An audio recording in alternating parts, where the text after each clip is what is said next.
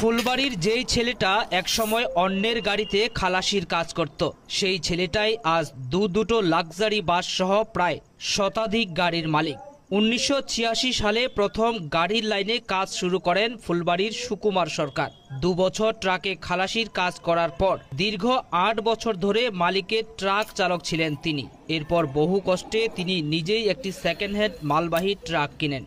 এরপর থেকেই আর পিছন ফিরে তাকাতে হয়নি কঠিন পরিশ্রম করা ফুলবাড়ির এই মানুষটিকে। আজকের দিনে 2025-এ এসে প্রায় 4.5 কোটি টাকা দামের দুটি ভলভো এসি বাস কিনে নিজের এলাকায় আলোড়ন সৃষ্টি করলেন ফুলবাড়ির সুকুমার সরকার। রবিবার ছিল তারই একটি ঐতিহাসিক দিন।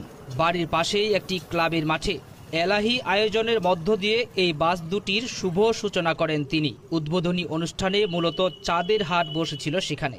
সুকুমার বাবু জানান, জীবনে কঠিন সংগ্রাম করে এত দূর পৌঁছেছি।